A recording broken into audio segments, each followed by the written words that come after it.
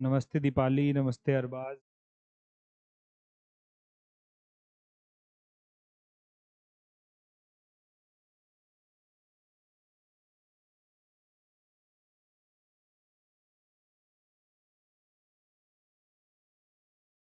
एक बार voice confirm करना जो भी है। और हम्म, और फिर हम लोग करंट अफेयर्स का सेशन स्टार्ट करते हैं। Abhishek, good evening, good evening, good evening Abhishek. Abhinav, नमस्ते। ललित, चलो ठीक है, ओके।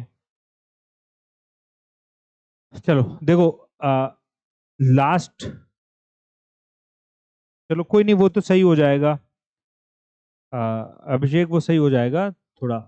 लास्ट दो जो क्लासेस हम लोगों ने करंट अफेयर्स की थी, वो उसमें हमने कुछ कुछ क्वेश्चंस किए थे, कंप्लीट नहीं कर पाए थे। वो इलेक्ट्रिसिटी के इशू हुआ था दोनों क्लास में। तो उसके आगे ही हम लोग स्टार्ट करेंगे। गुड इवनिंग पलक, गुड इवनिंग ना। तो उसके आगे ही हम लोग स्टार्ट करते हैं, जितना हो गया था। हाँ, उसके आगे शुरू कर देंगे हम लोग। ठीक, वॉइस सही हो जाएगा दीपाली, सही हो जाएगा वो, अभी अभी ऐसे ही है। तो अ, हमारे क्वेश्चंस अब पता नहीं सभी को याद है नहीं याद है, बट हम लोगों ने जो क्वेश्चंस किए थे टोटल, वो क्वेश्चंस 30 के अराउंड हुए थे। मैं एक बार क्वेश्चन दिखा रहा हूं तो उससे याद भी आ जाएगा कि अ, जैसे ये क्वेश्चन हम लोग कर चुके थे। ठीक है, और अच्छा जिसने नहीं किए थे वो पुराने वाले क्वेश्चंस करना, क्योंकि करंट अफेयर्स वो पूरा सीक्वेंस से ही चल रहे हैं हम लोग फर्स्ट से। ये पेरिस ओलंपिक में कितने एथलीट भारत, ये भी कर चुके थे, मैं देख रहा था। तो लास्ट वीडियो था उसमें ये कर चुके थे। 117 एथलीट भारत ने भेजे थे, 29 हो चुका था। परेड में ध्वजवाहक ये भी शायद हो चुका था कि पीवी सिंधु और शरद कमल थे परेड में ध्वजवाहक। इसके आगे से यहां से स्टार्ट करना था, 31 से। ठीक है, इससे हम लोगों को ये स्टार्ट करना है इसका। हाँ, ललित नहीं, वो हो चुका था 31। ये क्वेश्चन यहां से आंसर देने सभी को स्टार्ट करने कि किस भारतीय ओलंपिक गोल्ड मेडलिस्ट ने ओलंपिक में जो ओलंपिक टॉर्च होती है वो उठाई। अच्छा, ये हो चुका था दीपाली। चलो कोई नहीं, बाकी लोग आंसर दे दो इसका। 31 से ही शुरू करते हैं तो सही रहेगा। बाकी लोग आंसर कर दो, करो इसका कि किसने ओलंपिक टॉर्च होती है ना, सबको पता है। किसने ओलंपिक टॉर्च उठाई थी। 31 का बी, अभिनव, ललित, अभिनव बिंद्रा। ठीक है, हाँ, बाकी सभी लोग। दीपाली का बी, शशि बी। ठीक है, अभिषेक का भी बी। हाँ तो ठीक है, चलो इसका मतलब ये हो चुका है अभिनव बिंद्रा। अच्छा, ये ओलंपिक टॉर्च जो है ये अभी और इंटरेस्टिंग हो चुका है। हालांकि ये क्वेश्चन कुछ टाइम में आगे 2-3 महीने बाद वाले एग्जाम्स में पूछा जा सकता है। सबको पता है कि पेरिस पेरिस ओलंपिक तो ओवर हो चुका, खत्म हो चुका। अगला 2028 का जो ओलंपिक होना है वो लॉस एंजलिस में होना है, अमेरिका में। अमेरिका का शहर है लॉस एंजलिस, सबको पता होगा, नाम सुना होगा लॉस एंजलिस। यहाँ पे होना है। तो good evening Pihu, good evening. तो जो हॉलीवुड का वो एक्टर है टॉम क्रूज, टॉम क्रूज यहाँ से टॉर्च लेकर, ये टॉर्च जाती है ना, सबको पता होगा कि एक ओलंपिक के बाद जब अगला ओलंपिक होता है, जब वहां पे टॉर्च भेजी जाती है उसकी। हाँ, अब सर बैकग्राउंड कलर ब्लैक कर दीजिए ना। ये तो स्लाइड है, ये ब्लैक कैसे होगा, ये तो स्लाइड ही है अभिषेक। चलो नेक्स्ट स्लाइड जो होंगी उनको ब्लैक में कर देंगे। ठीक है, तो good evening Pihu, good evening. तो क्या था कि तो टॉम क्रूज जो था, टॉम क्रूज का नाम याद रखना है। वो ओलंपिक टॉर्च पेरिस 2024 से लेकर कहां पे गया, लॉस एंजलिस, अमेरिका, जहां पर अगला ओलंपिक होना है। ठीक है, तो उसका नाम याद रखना। वैसे भी 2-3 दिनों से न्यूज में बहुत वायरल हो रहा है टॉम क्रूज कि किस वजह से ये कैसे वो ओलंपिक टॉर्च लेके गया वो ना। और अगला ओलंपिक कहाँ होना है, ये तो वैसे भी काम की चीज है। चलो अगला, हेनली पासपोर्ट इंडेक्स। हाँ, ये यहां से ये तो नहीं हुआ था एग्जैक्ट। सबको पता है कि पासपोर्ट सूचकांक एक होता है, हेनली पासपोर्ट इंडेक्स है, और ये हर साल रिलीज किया जाता है। दुनिया के सभी देशों के पासपोर्ट की स्ट्रेंथ, पासपोर्ट की कितनी ताकत है, वो देखी जाती है। तो उसमें भारत की रैंकिंग क्या है? हेनली पासपोर्ट इंडेक्स बहुत इंपॉर्टेंट है सूचकांक, खूब पूछा जाता है। नंबर 1 पे आता है सिंगापुर। सिंगापुर नंबर 1 पे है। सिंगापुर को अभी के टाइम पे 195 कंट्री, 195 देश, ये फर्स्ट रैंक पे है। 195 देश वीजा ऑन अराइवल देते हैं। ये वर्ड सबको पता होना चाहिए। वीजा ऑन अराइवल का मतलब आपको वीजा की जरूरत नहीं है, बस पासपोर्ट लेके जाओ आप और टिकट बुक करो और किसी भी देश में 195 में तो सब देश आ गए, लगभग सभी देश हो गए, कि मतलब आपको वीजा की जरूरत ही नहीं, कहीं भी आप अपना बैग उठा के घुमाओ जाके। ठीक है, लेकिन मतलब भारत का पासपोर्ट इतना ताकतवर नहीं है ना, उसको वीजा की जरूरत होती है। तो भारत की रैंक पूछी गई है, बताना है सबको। 32 का आंसर क्या है? 32 का देना है पीहू। सी, सी, दीपाली सी, पीहू सी, सिंगापुर 80 सी, शशि का बी, पीहू का सी। भारत की रैंक क्या है? 80, 80 रैंक है भारत की 2024 में। इससे पहले वाले 2023 में 84 रैंक थी। भारत को थोड़ा इंप्रूव हुआ। अभी के टाइम पे पता है भारत को 62 देश ऐसे हैं, 62 कंट्री जो ऐसे हैं जो वीजा ऑन अराइवल देते हैं। वीजा ऑन अराइवल देखो मैंने अभी बता दिया कि आपको एयरपोर्ट पे ही बस टिकट बुक करना है और किसी भी देश चले जाओ, आपको जरूरत नहीं कि वीजा बनवाने की। ठीक है, और ये बहुत देखो, सिंगापुर को 195 देश दे रहा है। ठीक है, तो इसकी स्ट्रेंथ देखो, बहुत इंपॉर्टेंट है ये।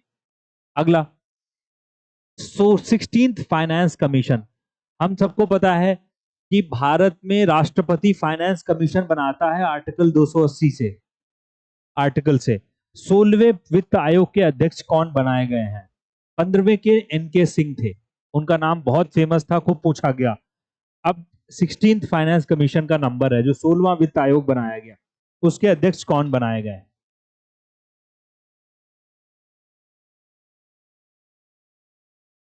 जल्दी जल्दी आंसर।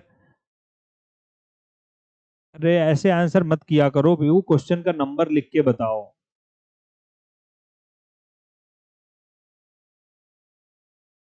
33 का बी, अभिषेक का बी, सही है उत्तर बी, दीपाली बी, अभिषेक का बी, अरविंद पनाग्रिया, अभिनव का बी, शशि बी, अरविंद पनाग्रिया, बिल्कुल सही बात। आंसर क्या है? डॉक्टर अरविंद पनाग्रिया। इनको वित्त आयोग का, 16वें वित्त आयोग का हेड बनाया गया है। ठीक है, हाँ, अंकुल बी, ठीक है, बिल्कुल सही है। हाँ, 16वें वित्त आयोग का अध्यक्ष बनाया गया है। और ये पहले भारत के नीति आयोग के डेप्यूटी चेयरमैन, वाइस चेयरमैन भी रह चुके हैं, डॉक्टर अरविंद पनाग्रिया। उन्हीं को फिर से बनाया गया है, इस बार वित्त आयोग का अध्यक्ष बनाया गया। राजीव कुमार, पता है एनके सिंह 15वें के थे। राजीव कुमार तो election commissioner, chief election commissioner है भारत के। अगला, इनमें से किस देश की, फिर से देखो अच्छा क्वेश्चन, इनमें से किस देश की सेना की एक रेजिमेंट, टुकड़ी ने भारत के गणतंत्र दिवस मींस रिपब्लिक डे 26 जनवरी में पार्टिसिपेशन किया था, भागीदारी की थी? 26 जनवरी की परेड में किस देश की सेना ने भागीदारी की थी? ये भी क्वेश्चन टफ नहीं है, आसान ही है।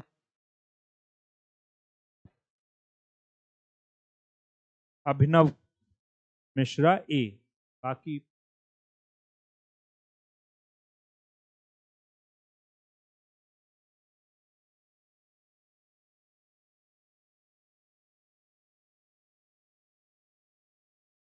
बाकी सभी लोग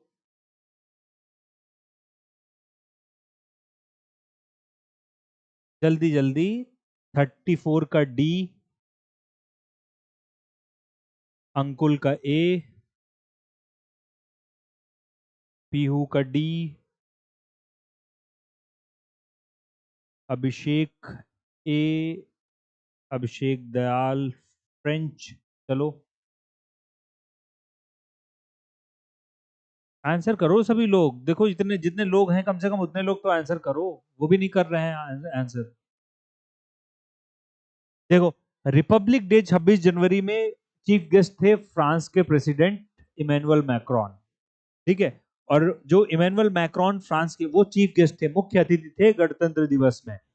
और इस वजह से जब वो आए थे तो उनका फ्रेंच कॉन्टिजेंट भी आया था, फ्रांस की सेना की टुकड़ी आई थी और उसने भागीदारी की थी 26 जनवरी की परेड में, ठीक है।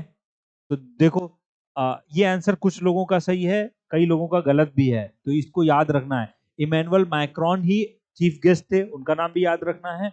और फ्रेंच टुकड़ी सेना की टुकड़ी ने भी ये किया। देखो ये अच्छा क्वेश्चन है कि भारत में बनने वाला पहला डार्क स्काई पार्क कौन सा है।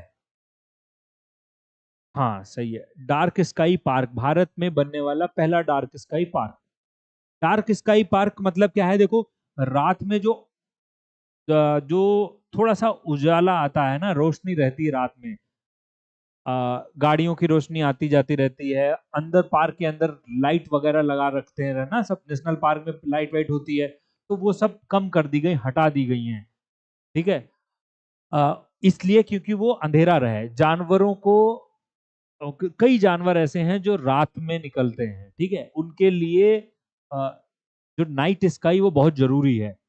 अच्छा उसमें कुछ रिसर्च भी बहुत की जा सकती है, बहुत रिसर्च भी रात में की जा सकती है, एस्ट्रोनॉमी की, जो खगोल विज्ञान की होती है। तो इसलिए पहला भारत का night sky dark sky park बनाया गया।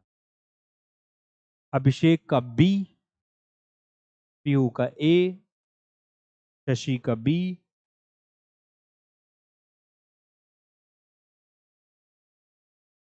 और आगे आगे जल्दी जल्दी करो सब लोग, तो कुछ क्वेश्चंस हो जाएंगे अच्छे थोड़ा। हाँ अभिनव बी,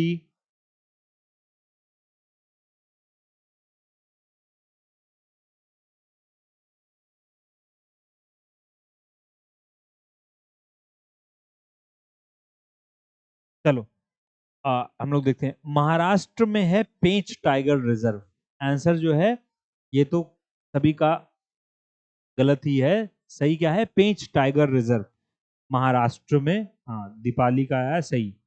ऋषभ डी, अभिषेक का ठीक है, आप करेक्ट कर रहे हो, हाँ सही है। तो पेंच टाइगर रिजर्व जो है महाराष्ट्र में, वो भारत का पहला डार्क स्काई पार्क बनाया गया, ठीक है। तो याद रखना है इसका नाम भी। अगला देखो हर साल किसी ना किसी एग्जाम में, हाँ हर साल किसी ना किसी एग्जाम में, हाँ दीपाली तुमने सी दिया, किसी ना किसी एग्जाम में क्या होता है कि ऐसे क्वेश्चंस पूछे जाते हैं, जो कोई फेमस पर्सनालिटी होती है, उनकी डेथ हुई होती है, मृत्यु होती है, वो पूछे जाते हैं। और खासकर जो आर्ट से जुड़े हुए लोग होते हैं, कला से जुड़े हुए लोग, वो ज्यादा पूछे जाते हैं। जैसे कि एक दो लास्ट ईयर, मतलब अभी इसी साल जो एग्जाम हुए थे उसमें MS स्वामीनाथन का नाम बहुत पूछा गया, ठीक है। और 36 का आंसर तब तक देना है सबको, तब तक मैं बता रहा हूँ ये सब चीजें, ठीक है। 36 का प्रभा अत्रे, ये सिंगर थी, ये किस घराने से संबंधित है।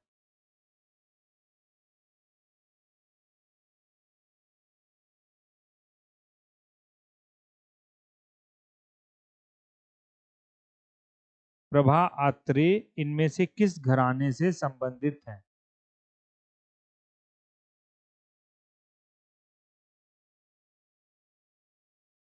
सबका आंसर क्या है, दीपाली, किराना, अंजलि, भगत डी, पीहू का B, B Abhishek Dayal no idea. चलो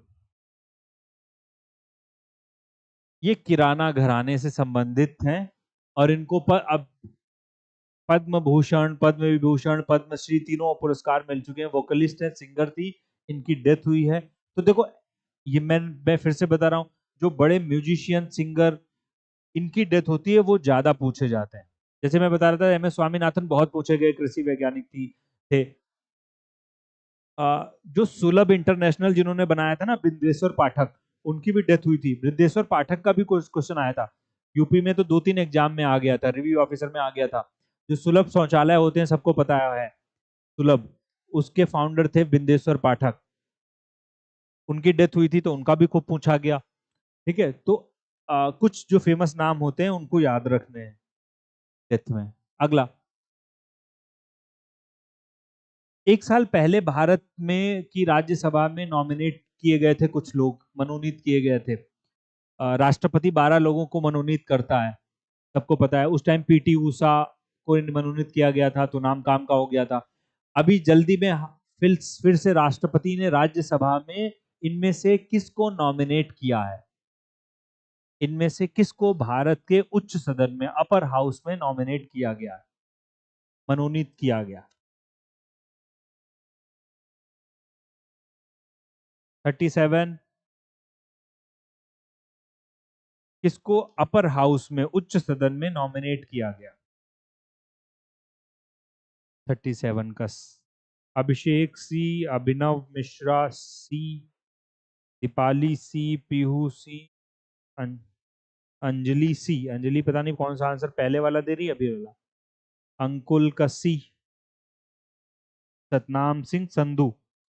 चलो, मोस्टली सभी का सही है, सतनाम सिंह संधू। चंडीगढ़ विश्वविद्यालय एजुकेशनिस्ट हैं, शिक्षा के लिए बहुत काम किया। चंडीगढ़ विश्वविद्यालय के फाउंडर हैं सतनाम सिंह संधू संधू। इनको नॉमिनेट किया गया, मनोनीत किया गया राज्यसभा में। ठीक है, अगला, ये फिर से देखो, बहुत काम का अच्छा क्वेश्चन मुझे लगता है। इंटरनेशनल पर्पल फेस्टिवल, और ये भारतीय नहीं है, इंडियन नहीं है, इंटरनेशनल है, मतलब अंतरराष्ट्रीय पर्पल त्योहार फेस्टिवल। ये भारत में ऑर्गेनाइज किया गया। और ये अच्छा, ये ऑर्गेनाइज कौन करता है बताना है आंसर तब तक इसका। भारत में जो सामाजिक न्याय मंत्रालय ना, सोशल जस्टिस मिनिस्ट्री, वो जो डिसेबल लोग होते हैं, दिव्यांग लोग होते हैं, उन दिव्यांग लोगों के लिए ये एक अंतरराष्ट्रीय त्योहार का आयोजन किया गया। इंटरनेशनल इवेंट है, इसलिए ये काम की भी है। और ये कहाँ ऑर्गेनाइज की गई, ये बताना है। और याद भी रखना है, इंटरनेशनल पर्पल फेस्टिवल ये ऑर्गेनाइज कहाँ किया गया, किस वजह, किस लिए। अंकुल का 38 का डी, पीहू का डी, शशि डी, अभिषेक, अंजलि, दीपाली, चलो सभी का डी है, सही आंसर है गोवा।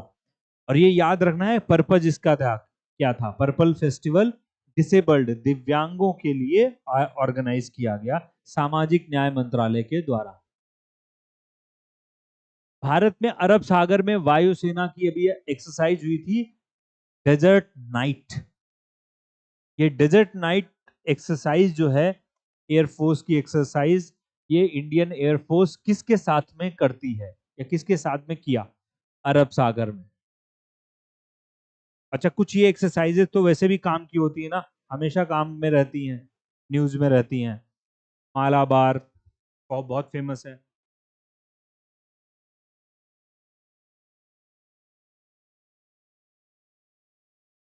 39, जल्दी जल्दी सभी लोग।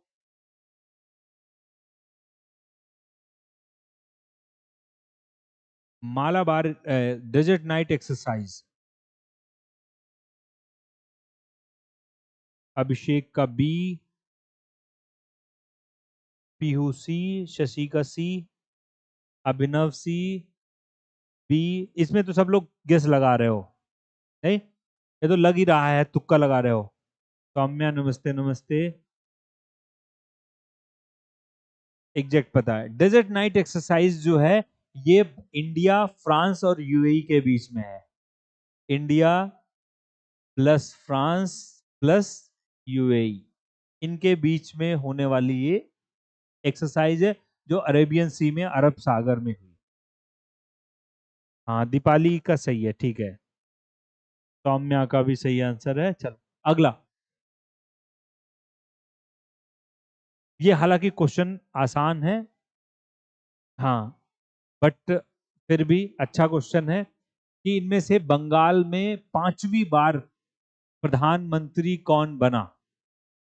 अब तो गड़बड़ी हो गया, ये क्वेश्चन कुछ टाइम पहले का बना हुआ था, 1 हफ्ते पहले का। ठीक है, 40 का आंसर देना है सभी को।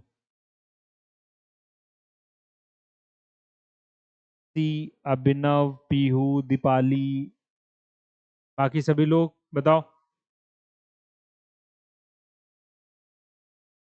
सी सी सी सी सी, सबको पता है सी। और मैं, और ये पता है, ये हर बार हमेशा होता है, हमेशा का काम है कि कि भारत और बांग्लादेश हमेशा कुछ ना किसी वजह से न्यूज में रहते हैं। तो स्लाइड चेंज सर, मतलब स्लाइड तो चेंज ही है। देखो, 5वीं बार प्रधानमंत्री बनी थी शेख हसीना, लेकिन सबको पता है, आजकल डेली न्यूज में आ रहा है, 5वीं बार बनी, और वो भी क्या हुआ, गड़बड़ कर दिया इन्होंने। जब इलेक्शन हुआ तो इन्होंने, इनकी जितनी भी अपोजिशन पार्टीज थी, सबने बॉयकॉट कर दिया, जेल में डलवा दिया इन्होंने, शेख हसीना ने सबको। अब 1 हफ्ते पहले सबको पता है कि वहां पे रिवॉल्यूशन हो गई, स्टूडेंट प्रोटेस्ट हो गया, जितने भी युवा लोग थे उन्होंने घेर लिया, शेख हसीना ने रिजाइन दे दिया है, और भारत में अभी शेल्टर शरण ले रखी है। हाँ, और मोहम्मद यूनुस अभी जो अंतरिम सरकार बनी है वहां पर, उसके प्रधानमंत्री बनाए गए हैं मोहम्मद यूनुस।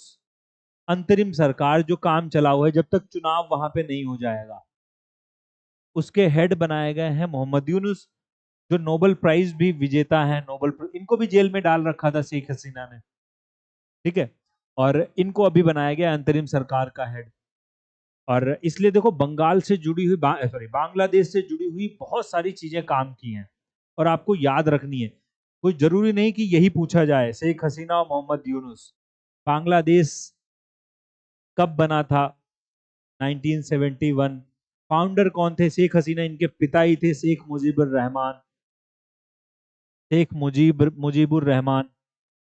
6 दिसंबर को भारत मैत्री दिवस मनाता है। भारत और बांग्लादेश के बीच ज्यादातर जो चीजें हैं वो मैत्री के नाम से है। मैत्री एक्सप्रेस भी चलाता है, मैत्री डैम भारत ने बनाया है, तो मैत्री नाम भी याद रखना है। मैत्री दिवस 6 दिसंबर को भारत मनाता है।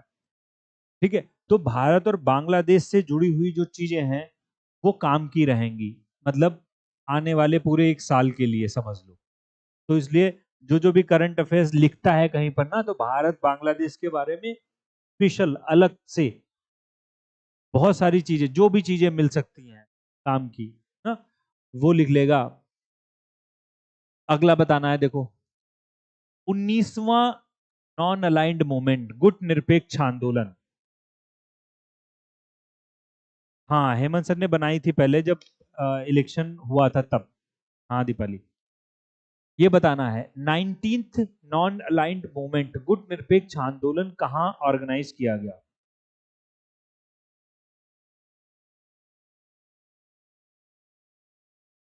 हाँ पीहू, जो भी चीजें मिल जाती ना, बांग्लादेश वैसे भी फॉरेन पॉलिसी के लिए इंपॉर्टेंट हो गया, तो याद रखना है सब कुछ।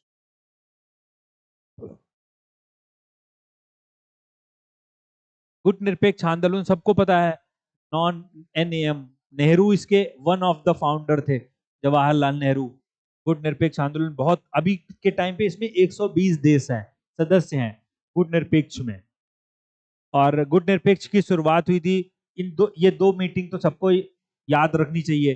1955 में, आजादी के तुरंत बाद, बाडुंग सम्मेलन बुलाया गया था, बाडुंग इंडोनेशिया में, जहां पर सभी जो नए नए देश हुए थे उन्होंने विचार किया कि हम लोग क्या करेंगे, कोल्ड वॉर में शामिल नहीं होंगे, शीत युद्ध में, मतलब अमेरिका की तरफ और रूस की तरफ नहीं मिलेंगे, अलग अपना ग्रुप बनाएंगे। ठीक है, तो उन लोगों ने फिर 1961, ये ईयर ज्यादा काम का है, बेलग्रेड, बेलग्रेड यूगोस्लाविया में था, जहां पर गुट निरपेक्ष आंदोलन की शुरुआत कर दी। ये बहुत पूछा आता है, गुट निरपेक्ष आंदोलन की शुरुआत किस साल और बेलग्रेड यूगोस्लाविया में शुरू हुई। ठीक है, और हर साल मीटिंग होती है, और इस साल मीटिंग हुई है कंपाला। ये अफ्रीका में युगांडा एक देश है, सबको पता हो, नाम सुना होगा कम से कम, युगांडा, UGANDA, उगांडा लिख दिया मैंने। कंपाला की उसकी कैपिटल है और वहां ये ऑर्गेनाइज की गई है। गुट निरपेक्ष आंदोलन के बारे में इतने ही बस फैक्ट काम के हैं, फिर से मैं बता रहा हूं। अभी 120 सदस्य हैं। बाडुंग कॉन्फ्रेंस में पहली बार सम्मेलन हुआ था, लेकिन शुरुआत हुई 1961 में बेलग्रेड, यूगोस्लाविया में, यूगोस्लाविया, और इस साल की मीटिंग हुई कंपाला में।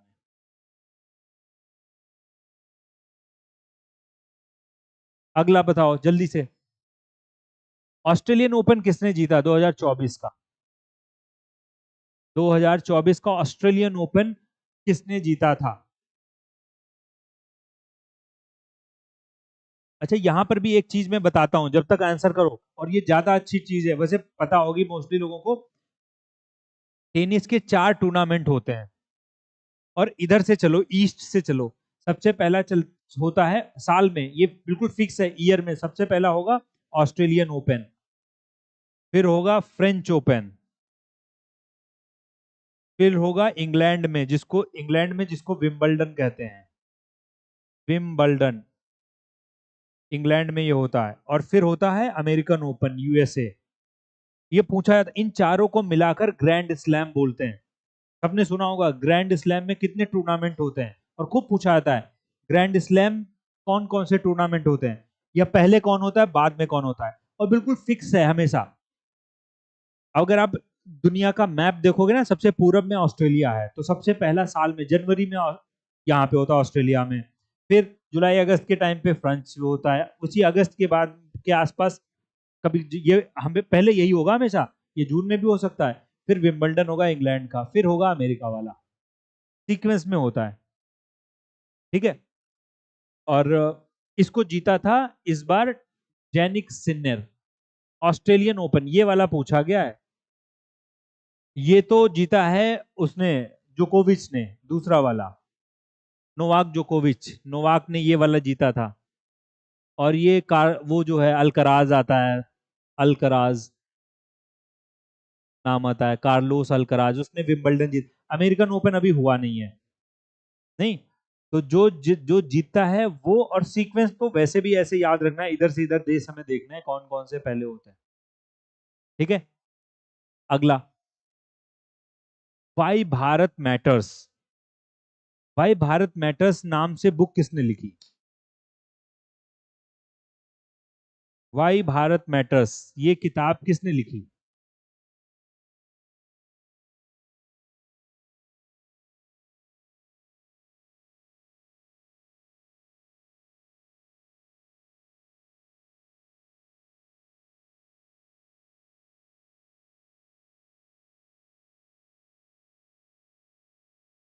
सौम्या, क्या बोली, बेल विम्बलडन होता है, हाँ। 43 का सी, राजनाथ सिंह, बाकी सभी लोग, अमित शाह, और आंसर करो सभी लोग। 5-6 लोगों के आंसर आ रहे हैं, और हैं इतने लोग बैठे रहते हैं सब, अब उससे कोई आंसर देगा या याद हो जाएगा।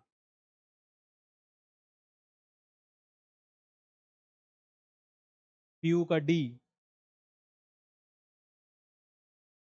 और ये लवली सी, सौम्या का सी, अभिषेक जयशंकर, अभिनव का सी। और ये बुक बहुत काम की है, देखना कितने एग्जाम्स में पूछी जाती है, अपने आप देखना। और यूपीएससी तो पूछ ही चुका है इसी साल, आईएएस में पूछा ही जा चुका है, और और पता नहीं कितने एग्जाम्स में पूछी जाए, क्योंकि ये एग्जाम बुक लिखी है एस जयशंकर ने। डी, भारत के विदेश मंत्री एस जयशंकर, प्रवीण डी बिल्कुल सही है, पीहू का सही है, अभिषेक सही है, और कुछ लोगों का सही है। तो एस जयशंकर ने यह बुक लिखी, वाई भारत मैटर्स, और इस बार यूपीएससी आईएएस ने तो पूछ ही लिया है, और वैसे भी याद रखना है सबको अब कि किसने बुक लिखी थी। 43, 44, एनआरआई लोगों के लिए, एनआरआई मतलब जो भारत के बाहर रह रहे हैं, उन लोगों के लिए यूपीआई की सुविधा देने वाला पहला भारत का बैंक कौन सा है? देखो यूपीआई भारत के नंबर से हो सकता है ना, लेकिन वो बाहरी लोगों को के लिए भी, जो एनआरआई हैं, वहां के नंबरों पे भी यूपीआई की सर्विस देने वाला पहला बैंक भारत का। आंसर सभी लोग जल्दी जल्दी। 44। अभिषेक का SBI.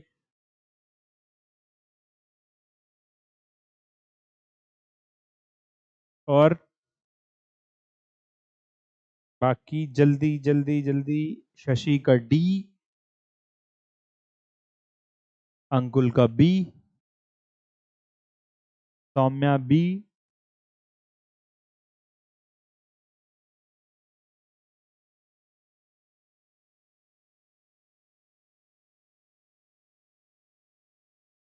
Pihu B. Deepali D. चलो, पीहू, सौम्या, अंकुल, इन लोगों का सही है आईसीआईसीआई बैंक। ये भारत का पहला बैंक है जो जिसने एनआरआई लोगों के लिए भी यूपीआई की सर्विसेज देना शुरू किया है। हाँ हाँ, मैंने नो नाम ले लिया पीयू का। अंकुल के भी सही है। अंकुल तो गेस लग रहे हैं, पहले पढ़ रहे हो ड्यूटी के साथ साथ में। और करंट अफेयर्स के क्वेश्चन बहुत सही हो रहे हैं। ऑप्शन अगला बताना है। देखो, ये दुनिया का सबसे डीपेस्ट, अभी जल्दी में, डीपेस्ट ब्लू होल, मतलब जो गड्ढे होते हैं ना, सबसे गहरा गड्ढा खो मिला है दुनिया का। ठीक है। और इसको इसका नाम है तामजा। ये दुनिया का सबसे गहरा गड्ढा है, 1380 फीट का, 1380 फीट। ठीक है। सुधांशु कौन सा आंसर दे रहे हो? पुराना वाला दे रहे हो क्या, बी? ये वाला एक तो नंबर लिख के बताओ। नंबर लिख दिया करो तो पता चले भैया। तामजा ये दुनिया का डीपेस्ट ब्लू होल है। ये किस देश में मिला है?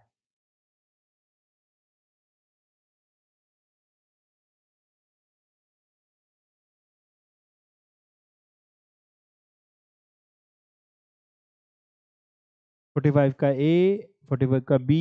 ए बी, गैस वाला ही है ना ये तो? नहीं, मैं अभिषेक मैक्सिको, दीपाली मैक्सिको, अभिनव थाईलैंड। ये है मैक्सिको। सही है। कहाँ है? मैक्सिको। नाम याद रखना है, डीपेस्ट ब्लू होल।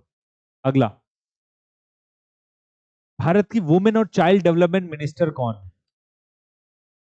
बताओ। देखो, अगर आप कोई भी एग्जाम देने जा रहे हो, तो अगर सजेशन के लिए, सजेशन बस देना है, तो एक तो 18वीं लोकसभा, उससे क्वेश्चन तो पूछा ही जाना, कुछ ना कुछ, किसी ना किसी में पूछेंगे, किसी में नहीं पूछेंगे। तो 18th लोकसभा के बारे में थोड़ा अच्छे से कुछ क्वेश्चंस मैंने इसमें रखे हैं, तो याद रखना। 46 का बी, 46 का ए, सुधांशु पंडित बी, बाकी लोग सौम्या बी, अभिनव पीहू का ए। देखो, women and child development minister गलत कर रही हो पीहू। सुधांशु का सही। रेखा शर्मा तो वो महिला आयोग की अध्यक्ष थी, अब तो रिटायर हो गई है। स्मृति ईरानी पहले थी। अनुप्रिया पटेल है नहीं मिनिस्टर, मतलब मिनिस्टर हैं, इंडिपेंडेंट चार्ज वाली हैं। अन्नपूर्णा देवी, ये भारत की वुमेन और चाइल्ड डेवलपमेंट मिनिस्टर हैं। ठीक। अगला, भारत के रूरल डेवलपमेंट मिनिस्टर, ग्रामीण विकास मंत्री, रूरल डेवलपमेंट मिनिस्टर, ग्रामीण विकास मंत्री कौन है?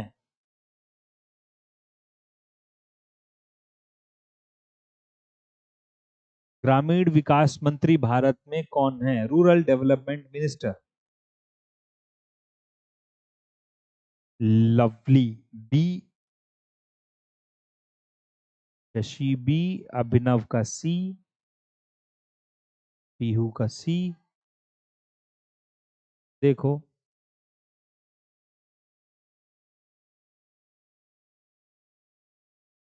Saumya B, Deepali C, Abhishek Dayal B, सब बी और सी वाले हैं।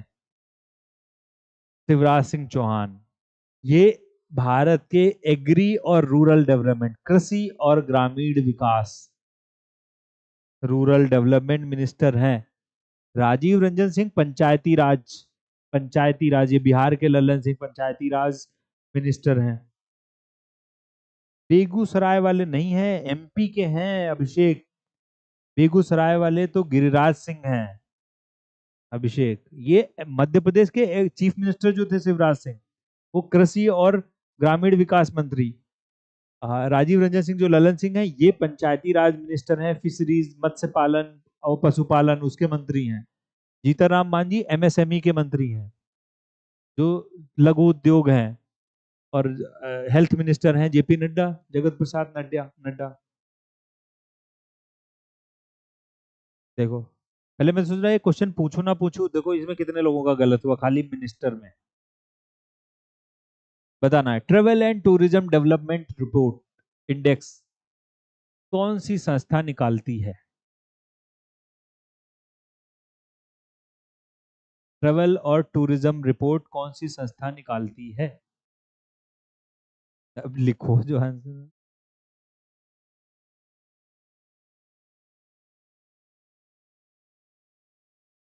पीयू कह रहे मिनिस्टर याद थोड़ी ना किए जाते हैं, ये तो न्यूज देख देख के याद हो जाते हैं। मिनिस्टर कौन याद करता है बैठ के? लेकिन फिर भी ना चीजें ये अगर चेंजेस हुआ है लोकसभा, देखो 5 ईयर बाद चेंज हो रही है, तो ऐसा कोई जरूरी नहीं कि ऐसे वाले क्वेश्चंस नहीं पूछे जाते हैं, पूछ लिए जाते हैं क्वेश्चंस।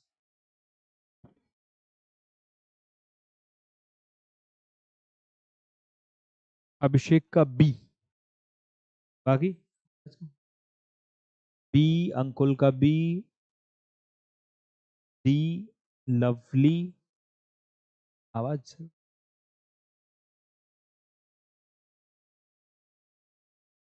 ऋषभ का बी, दीपाली बी। सही है।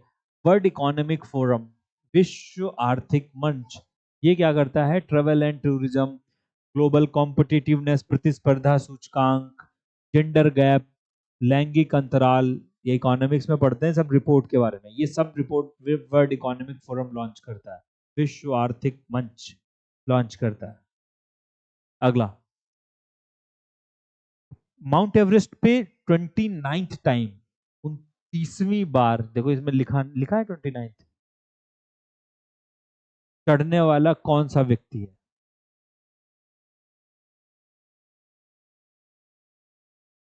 वॉइस ठीक नहीं है सौम्या, क्या बोली? वॉइस ठीक है सर जी या ठीक नहीं है?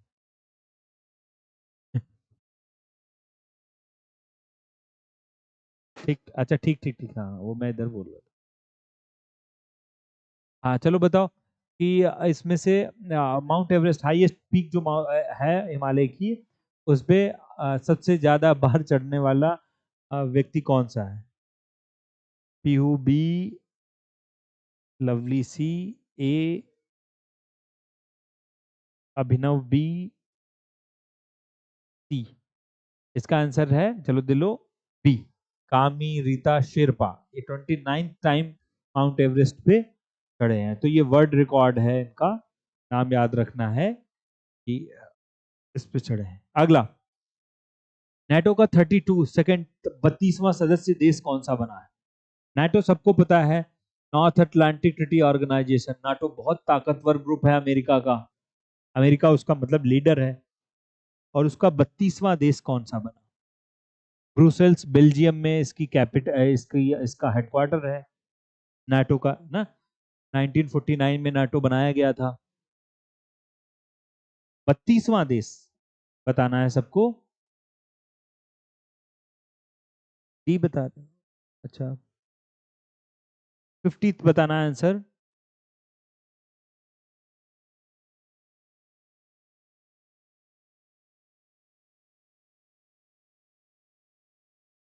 सभी लोग, ऋषभ का डी, सौम्या का डी।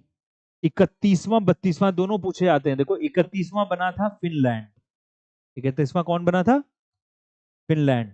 और 32वां बना है स्वीडन। कौन सा देश? स्वीडन। नाटो का 32वां देश, ठीक है, अभिनव बी, दीपाली बी, ठीक, बी जिनका सही है, सही आंसर है कि नाटो का 32वां सदस्य क्रोएशिया यूरोपियन यूनियन में। ठीक है, अगला 51वां आदित्य L1, ये मिशन के बारे में क्वेश्चन ऑलरेडी आ चुका है, हम लोग करंट अफेयर में कर चुके हैं, लेकिन यहाँ पे बताना आदित्य L1 मिशन सूर्य के किस हिस्से की स्टडी करने के लिए भेजा गया? आदित्य L1 मिशन सूर्य के किस हिस्से की स्टडी करने के लिए भेजा गया, अध्ययन करने के लिए? L1 का मतलब तो देखो, L1 का सबको मतलब पता है, L1 वर्ड पूछ लिया जाता है। L1 का मतलब यहाँ पर क्या है? लैग्रैंज ऑर्बिट। ये ऑर्बिट होती है कक्षाएं, उसको L1 को लैग्रैंज बोलते हैं ऑर्बिट। L1 का मतलब है पृथ्वी के ऊपर 15 लाख किलोमीटर वो जाएगा। जाएगा क्या, चला गया है? तो पूछा जाता है, ये क्वेश्चन पूछा गया कि कितनी दूर पर ये आदित्य L1 गया है, मतलब यहां से पृथ्वी की सतह से 15 लाख। और सबको पता है पृथ्वी से सूर्य की दूरी 15 करोड़ किलोमीटर है। 15 करोड़ किलोमीटर, तो समझ लो बस 1% दूरी पर गया है ऊपर। L1 ऑर्बिट में गया है, ये पूछा गया है क्वेश्चन कई बार। L1 मतलब कितनी दूरी, सतह से कितनी दूरी पर गया है? 1.5 मिलियन, मतलब 15 लाख किलोमीटर की दूरी पर जाके वो सूर्य की जो बिल्कुल आउटर लेयर है कोरोना, किसका? कोरोना नहीं सुधांशु, आउटर लेयर को कोरोना बोलते हैं, उस कोरोना का अध्ययन, उसकी फोटोज लेगा आदित्य L1। ठीक है, इसलिए याद रखना है L1 का नाम, L1 का मतलब क्या होता है, लैग्रैंज ऑर्बिट, और वो कितनी, पृथ्वी से कितनी दूरी पर है? 15 लाख किलोमीटर। और सूर्य से पृथ्वी की दूरी कितनी है? लगभग 15 करोड़ किलोमीटर है। ठीक है, तो कोई कोई बहुत दूरी नहीं गया, दूरी के हिसाब से अगर आप देखोगे। अगला, बंगाल की खाड़ी में अकेला साइक्लोन जो इस साल आया है उसका नाम है साइक्लोन रेमल। ये याद भी रखना है, बंगाल की खाड़ी भारत के पूरब की तरफ, ये भारत का निचला हिस्सा है, तो इधर बंगाल की खाड़ी तरफ एक ही चक्रवात आया है साइक्लोन, उसका नाम है रेमल। उस रेमल साइक्लोन का नाम इनमें से किस देश के द्वारा दिया गया? ये क्वेश्चन भी पूछे जाते हैं, सबको पता होगा।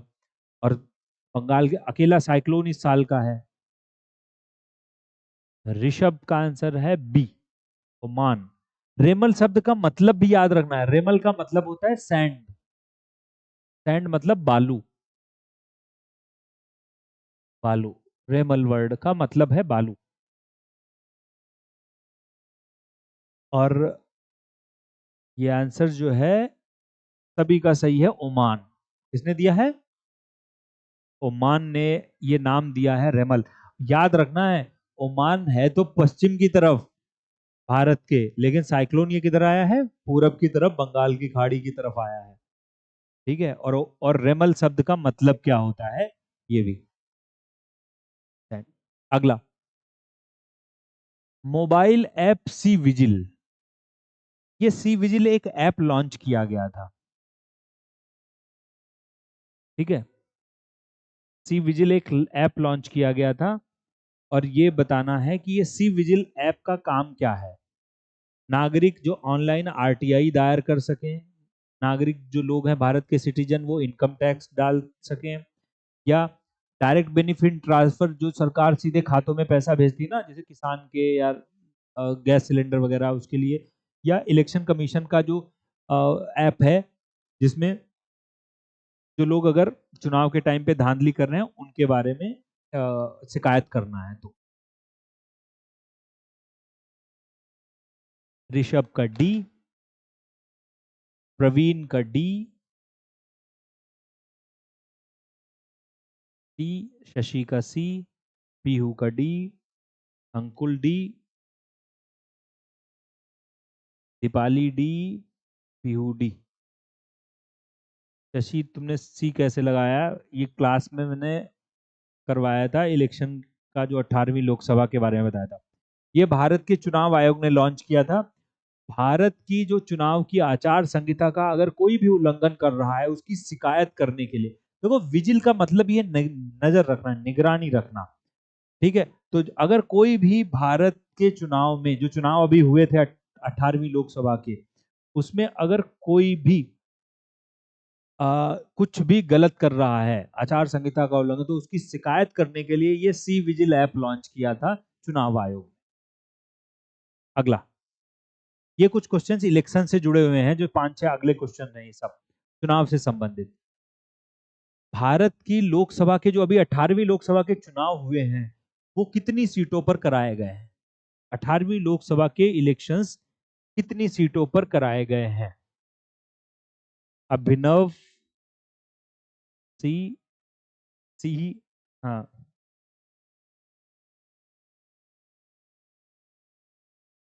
अभिषेक, अभिनव का 543, ऋषभ, ऋषभ का सी, सी, सी, चलो सभी का सही है, 543 सीटों पर कराया गया। अच्छा, ये तो पता है 543 सीटें हैं भारत में टोटल, और अधिकतम लोकसभा में 552 हो सकती हैं, लेकिन चुनाव इस पे होता है। उसमें 84 सीटें एससी के लिए आरक्षित होती हैं और 47 सीटें एसटी के लिए। इतना भी, ये एससी है और ये शेड्यूल्ड ट्राइब है, जनजातीय लोग। ये भी याद रखना, 543 में 84 और 47 सीटें किसके किसके लिए आरक्षित होती हैं, ये भी याद रखनी है साथ साथ में। अगला, भारत की लोकसभा के जो 18वीं लोकसभा के चुनाव हैं, वो कितने फेज में कंप्लीट हुए? 18वीं लोकसभा के चुनाव कितने चरण में कराए गए, कंप्लीट हुए? हाँ ऋषभ, ठीक है, 55 का आंसर देना है। अभिषेक का, दयाल का आंसर SP 38, हाँ, अभिनव मिश्रा सी, अभिषेक दयाल 8, पीहू 270। क्या बता रही हो, क्वेश्चन क्या पूछ रहा हूँ, क्या 270 दिख रही? सी, पीहू का बी, शशि का डी, अंकुल का सी, दीपाली का बी। वो हो, देख लो, 7 फेजेस में, कितने फेज में कंप्लीट हुए? 7 फेजेस में ये चुनाव कराए गए, ठीक है, 7 फेजेस में। 18वीं लोकसभा के चुनाव किस डेट को, पहले फेज की शुरुआत किस तारीख को हुई? ये अच्छा है, फर्स्ट फेज की शुरुआत किस तारीख को हुई? पहले चरण की शुरुआत, चुनाव किस तिथि को शुरू हुए, किस डेट को शुरू हुए?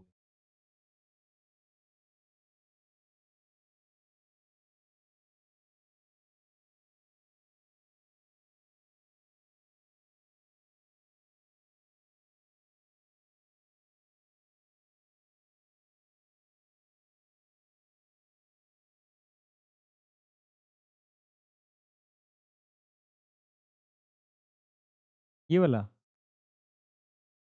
हमने, हाँ, पीहू ए हमने पढ़ा है तो सही है। कब है? 19 अप्रैल 2024 को इस 18वीं लोकसभा के चुनाव शुरू हुए। अगला, 18वीं सभा लोकसभा में टोटल इलेक्टर्स, कुल मतदाताओं की संख्या कितनी थी? कुल मतदाताओं की संख्या कितनी थी? अभिषेक 19 अप्रैल से 1 जून, बिल्कुल सही है, ठीक ठीक ठीक, सही है सभी का। 18वीं लोकसभा में कुल मतदाताओं की संख्या कितनी थी?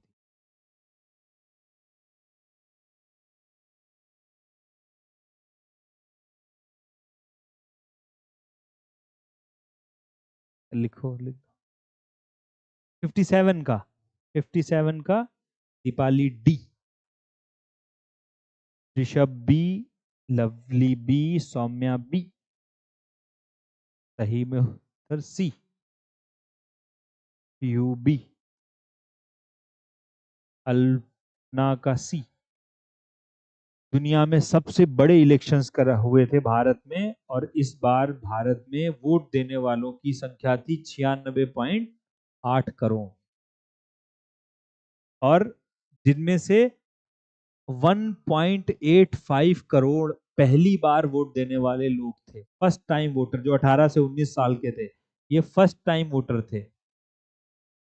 और टोटल वोट कितने थे? ये याद रखना है, 96.8। दुनिया का सबसे बड़ा चुनाव है। 96.8 करोड़ मतदाता कुल। अगला, इलेक्शन के टाइम पे फेक न्यूज से बचने के लिए, फेक न्यूज देखो, बहुत लोग, बहुत नेता इधर से उधर बातें बोल रहे थे, ये होगा वो होगा, कोई ये कर देता ना, वहां इनको मार दिया गया, इस जाति के लोग को या इस धर्म के लोग को मार दिया गया, जिससे इलेक्शन बदल का माहौल बदल जाए। उस फेक न्यूज से बचने के लिए इलेक्शन कमीशन ने कौन सी वेबसाइट लॉन्च की? इलेक्शन कमीशन ने कौन सी वेबसाइट लॉन्च की? 58, 58 का आंसर देना है सबको।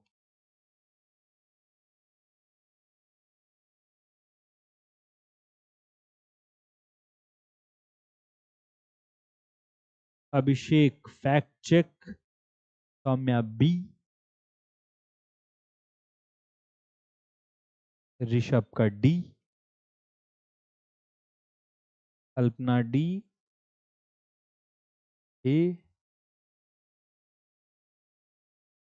सौम्या, दीपाली डी, ऋषभ, और कौन था? कल्पना, कम से कम जो क्लास में शशि, शशि का ए, सौम्या का सी करेक्ट कर दिया, चेंज कर दिया, तुक्का मार रही है इसलिए। शशि, ऋषभ, इन लोगों, ये तो ऐसे हैं जिनको क्लास में ही करवाया है। काजल कश्यप ए, क्लास में लिखवाया, सही है। Myth versus reality, A answer है। मिथ वर्सेस रियलिटी, ये वेबसाइट लॉन्च की ए, ठीक है काजल, इलेक्शन कमीशन ऑफ इंडिया ने, जिससे फेक न्यूज से बचा जा सके। अच्छा, इलेक्शन कमीशन का ब्रांड एम्बेसडर किसको बनाया गया था चुनाव का, 18वीं लोकसभा का? आयुष्मान खुराना को, नाम याद रखना, आयुष्मान खुराना को ब्रांड एम्बेसडर बनाया गया था ना। तो ऐसे चुनाव से संबंधित कुछ चीजें, ये देखो अगला क्वेश्चन, इसमें से कौन सा स्टेटमेंट गलत है? गलत पूछा है। शंकर लाल लखवानी इंदौर से सबसे ज्यादा वोट से जीते। सबसे कम वोट से जीतने वाले शिवसेना के प्रत्याशी रविंद्र दत्ताराम वायकर 48 वोटों से बस जीते। 18वीं लोकसभा में औसत आयु 56 साल है जो जीत कर आए हैं उन लोगों की। इनमें से कौन सा स्टेटमेंट सही है? हाँ, सही नहीं है, गलत बताना है। हाँ, कौन सा स्टेटमेंट सही नहीं है?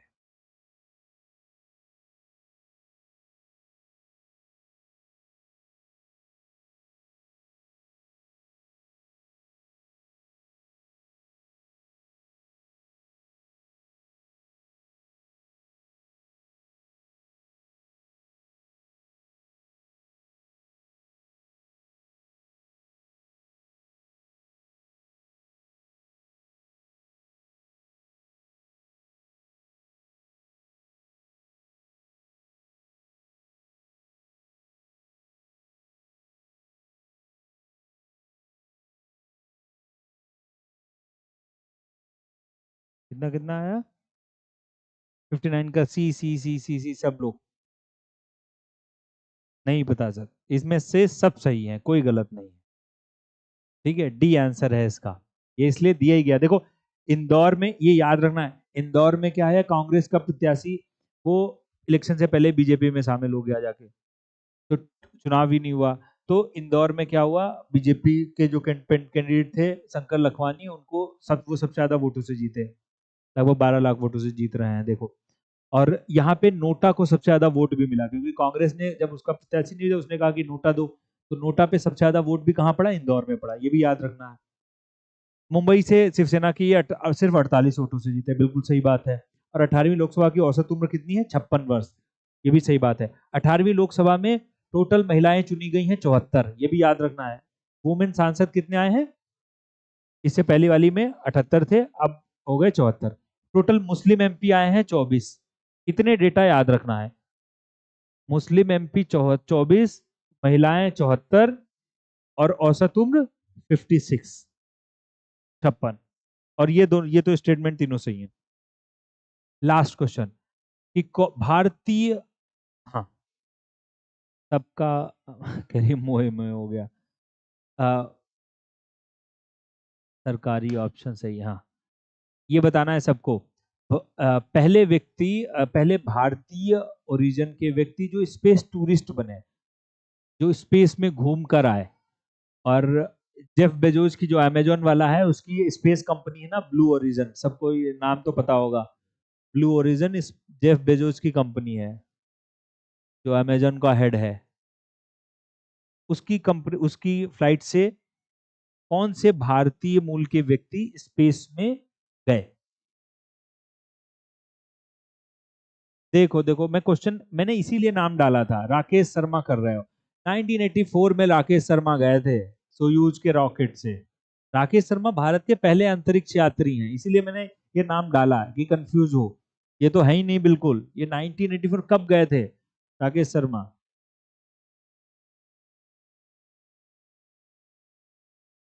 राकेश शर्मा भारत की तरफ से जाने वाले पहले व्यक्ति थे जो अंतरिक्ष में गए। इसका आंसर है बी, गोपी थोटाकुरा। ये भारत पहले एनआरआई हैं जो स्पेस में ब्लू ओरिजिन, ये जो एयरलाइंस है उससे गए। ये दोनों नाम भी बहुत काम के हैं। ये दोनों, अब वैसे चार लोग हैं लेकिन ये दो प्रमुख हैं जो सेलेक्ट किए गए हैं गगनयान मिशन के लिए। ये गगनयान मिशन जो भारत, आजकल इनका दोनों का बहुत नाम आ रहा है देखो न्यूज में। दो और लोग हैं लेकिन ये दो मेन हैं जो गगनयान में, जब भारत अगले साल अंतरिक्ष में भेजेगा अपना मिशन, तो इन दोनों को भेजा जाएगा। प्रशांत नायर ग्रुप कैप्टन, और ये विंग कमांडर शुभांशु शुक्ला, इनको भेजा जाए। इनके नाम भी याद रखने हैं कि किसको गगनयान में ऊपर अंतरिक्ष में भेजा जाएगा भारत की तरफ से। ठीक है, चलो तो ये हमारे क्वेश्चंस हो गए 66। ठीक है, इतने क्वेश्चंस हो गए, 60 क्वेश्चंस हो गए। और इसके आगे फिर हम लोग नेक्स्ट करें।